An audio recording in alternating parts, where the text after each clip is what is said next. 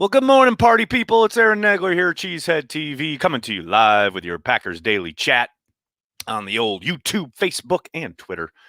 The Packers are back on the practice field later today. We will also hear from quarterback numero uno. That's right, Aaron Rodgers will speak with the media. We'll hear from Coach pretty much almost at the exact same time we hear from Rodgers. So, as someone on the beat, you got to juggle. You got to know which Zoom call to be on. Yeah, practice makes perfect, even though the Packers don't know who they'll be facing in a little over a week. They will be back on the practice field, cleaning things up, probably doing a little self scout, trying to get things in order, as you are wont to do. And hey, let's face it, during these unprecedented times of COVID-19, what else are these guys going to do? It's not like they can be meandering about, so why not put them on the practice field? Good morning to everybody in the comments section. Good to see you. I love only on Cheesehead TV could I be looking at the comments and see a Josh Neiman comment like first thing, baby. That's amazing.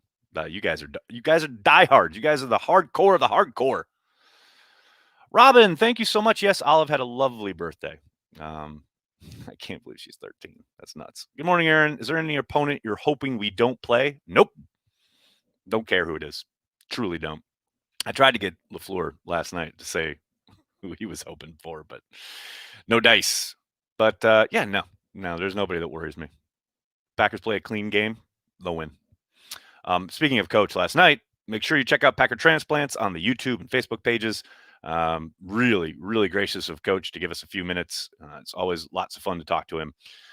He was pretty fascinated by the fact that I get to drink beer on camera. He was really harping on it. But talked about a lot of stuff. Make sure you check that out. Thank you for the great content while I'm on my morning walk, Sean. You're a better person than I am. I should be out and exercising, but I don't. Matt LaFleur is awesome. I love that he stuck around at the end and heard his little stinger. That was great. Nags, you're not going to shave during our playoff run, playoff beard powers, baby. Yeah, that's the plan. I'm not shaving until it's over. TKM, why aren't you at your post? Thanks for the super chat. At my post, does Ted Thompson get enough or not enough credit? Ooh, that's it. That's a very. What's funny is that it was very, very prevalent across social media to be ragging on and or bagging on Ted Thompson that first kind of year or so of Brian's tenure. But now that Ted bashing has seemingly kind of subsided, which I expected to happen, but there is still a great deal of the core, you would say, of this roster that Gutekunst has put together. Still a number of guys that Ted brought in, important guys that Ted brought in. So, yeah, I don't know. It's Brian's team. There's no question about it. No one's trying to take that away. But, there's still a debt owed to one Mr. Ted Thompson. There is zero question about that. Where'd you say we can see that interview with Coach? Evan, check out the YouTube page. Right now, it's our feature video on Packer Transplants. And on Facebook, you can check out Cheesehead TV's Facebook page. Same thing, Packer Transplants. Happens about half hour into the show. I'll probably clip it, just the interview, and put it up a little bit later today. Did you listen to Adams on Collinsworth and Sherman show? Nuclear Family, thanks for the super chat. It was great, but I feel like he gave too much away. Do coaches talk to players about that?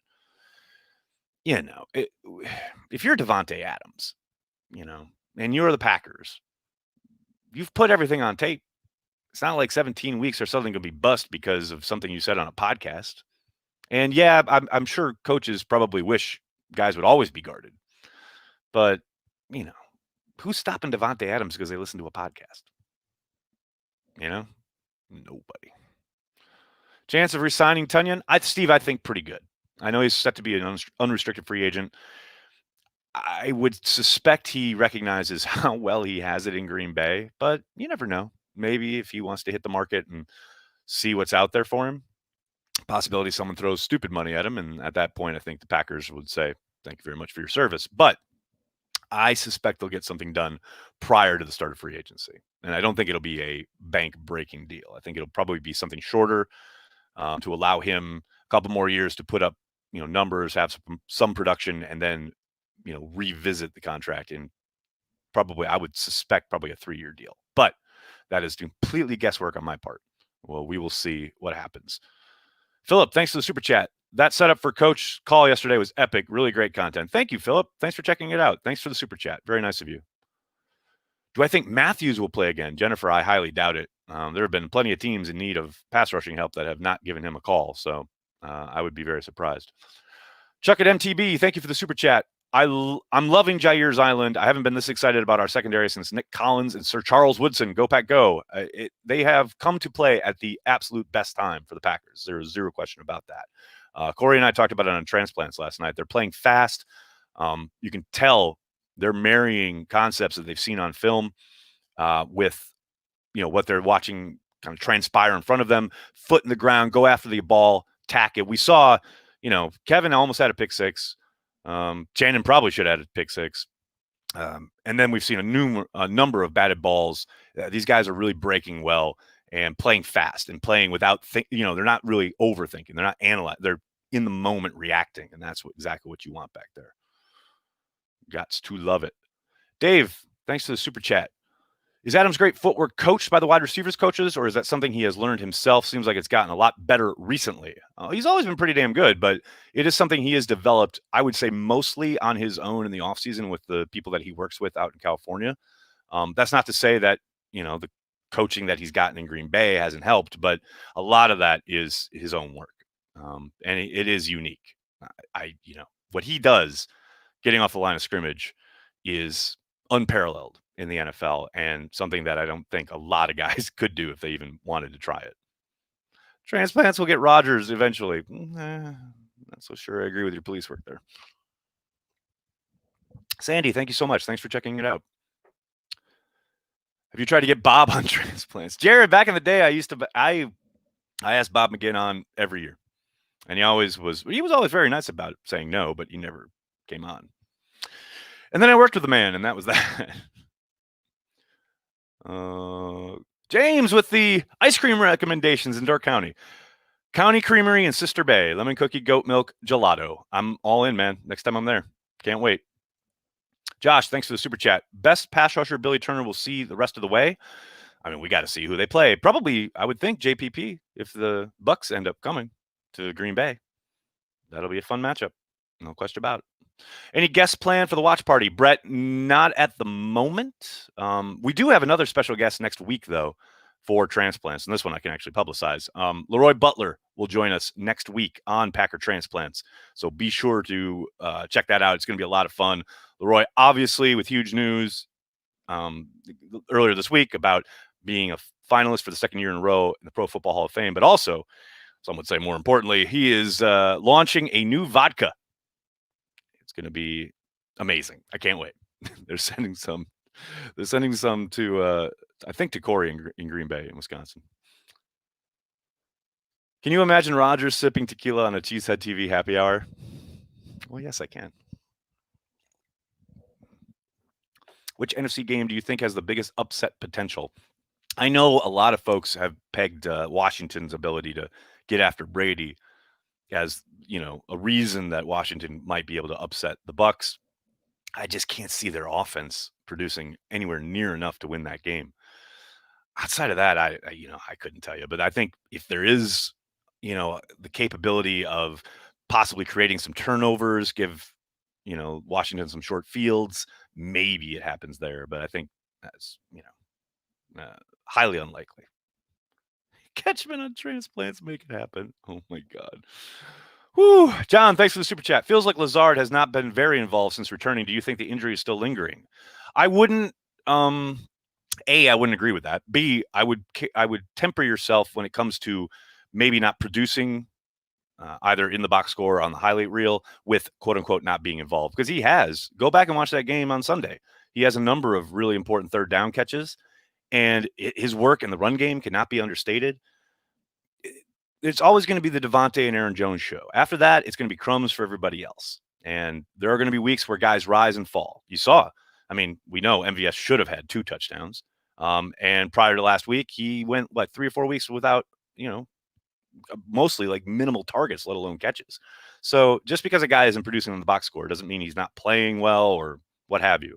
I think Lazard will rise and fall from week to week, depending on the opponent, what the defense is trying to do. At some point, he's going to be called upon because at some point in this playoff run, there's going to be a team that just goes all out to roll everything towards Davante. And that will be a time when, not only Lazard, but Tonyan and Jones and everybody will have to pick up the slack, so to speak. Imagine if DeGuara hadn't gone out. Oh, Matt, next year. 3 more games, get it done. That's what I'm talking about. 3 more games. And then raise the Lombardi. Let's go. Let's go, says Spencer. That's correct. Really, is there anyone that stops us from the Super Bowl in Lambeau? Richard? Only the Green Bay Packers can stop themselves. I keep saying it. I'm going to keep saying it. They're 10-0 when they don't turn their ball over. They've turned the ball over the last 2 weeks and won anyway. Only the Green Bay Packers can beat the Green Bay Packers. I'm a Packer fan in Barcelona. When do you see the Pack coming to London? Oh, Santiago. I hope next year, but we'll see. It's so hard to get a team to give up a home game. We know the Packers will never give up a home game for a London game, but then you got to turn around and convince one of these other teams to give up a home game because Packers fans travel so well, much like yourself, worldwide. Packers fans are everywhere. None of the teams want to give up those gate receipts. So we'll see. Maybe the NFL will incentivize a team to go play the Packers over in London. But I tell you what, when and if and when it happens, Cheesehead TV will be there. There is zero question about it. Lombardi coming home. That's what I'm talking about. Charlene! Hello from across the world. What's up, Charlene? Look at you guys getting the big boys on transplants. Happy to see it. Great job, you guys. This is going to be a rocking 2021 with a Super Bowl, baby. Charlene, from your super chat to the football god's ears, thank you so much for your continued support of Cheesehead TV. You are the absolute best. 10,000 fans, let's go! That's right, referencing Corey Banky's report. That's right, Corey Banky broke some news last night. What the hell? The Packers are in the planning stages of allowing close to, probably a little under 10,000 fans into the stadium for the divisional round game. So we'll see how that shakes out. And I know, look, I'm not worried about the game itself. People will be masked up and socially distanced. I have zero question about that. I just hope the Packers put some kind of, mechanism in place to triple down on letting people know you're in the game and then you're in the stadium and then you're out. Like the surrounding area pre and post game is what I would be worried about if I were a health official, what have you. I know we talked to the mayor of Green Bay on Packer Transplants a couple weeks ago, and the city is in full support of this idea. So we will see what safeguards and protocols are put in place. But I tell you what, for the game, to hear fans at Lambeau, oh, God. Yes, please. I was super high on EQ prior to his injury last year. Any chance you think he usurps MVS completely? I would doubt it completely, Andy. They're very different guys, very different receivers. MVS clearly has that insane speed that makes him really difficult deep. EQ has the possibility, the chance to be a more complete receiver. I don't think there's any doubt there. But, MVS gives you an element there that just can't be replicated. And I'm not just talking about comparative to EQ. I'm talking about to any receiver in the NFL. He is one of the fastest dudes in the league. And that is always going to put him, forefront to the minds of people calling plays and designing things and trying to get the ball deep, or even just to take the top off and let people work things underneath. That will always put him in the rotation, so to speak. Do you think Green Bay will run some no huddle offense on this run? Justin, Corey was talking about that last night on Transplants, and I thought that was a really good point. The fact that they haven't really done a lot of that this year, and it is something we talked with Coach about during the offseason, the sense of maybe using that as a bit of a change of pace, something that teams may not be expecting. It wouldn't surprise me, but we haven't really seen them go to it much, if at all, this year. So we'll find out. But I would love it. I would be down for it. But we all know, Aaron likes to, get to the line of scrimmage and get all that information prior to pulling the trigger there. Very much hoping we get EQ's brother in the 3rd round. Don't know anything about the kid. Just think it would be cool. That'd be great. Engaged guys, just the Bears still suck. You just type in facts into your computer, man. That's dope. More TDs than punts. Insane. Go Pack, go. That is an insane stat. Aaron Rodgers threw more touchdown passes than the Packers, more times than the Packers punted. That is absolutely insane. Planning on doing 3 records this year. If the Pack wins the Super Bowl, I'm sharing all those albums with every Packer fan here in the chat. Really? Corey, that's what I'm talking about. Spread the wealth, buddy. Are we all aware that the Packers are 4-5 at home in our last 9 playoff games? Past is not prologue. Who cares? Doesn't matter. That's not this team. What's happened in, the last 4, 9, 10, 20. I mean, we went into that game against Michael Vick back in the day saying, oh, we've never been beat at Lambeau, and then they got beat. So now we can't turn around and say, oh, they've lost all these games at Lambeau. Who cares? Doesn't matter. It's a new day. It's a new team. How many playoff games has Matt LaFleur lost at Lambeau Field? 0. So I'm down for it. Let's go. I don't care who it is. I'm going to kick their ass.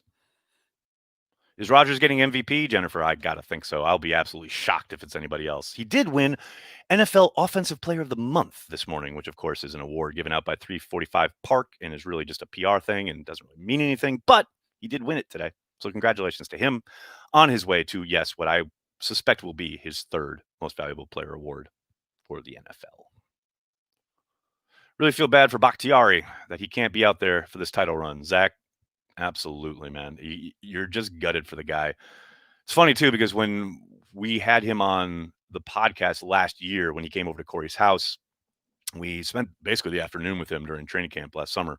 And, we talked about how different his mindset is as far as coming into camp and all the things that you're thinking about now as opposed to when he was a younger player. He's like, now all I think about is, let's go win a Super Bowl. That's it. It's what I drive to work for every day, blah, blah, blah.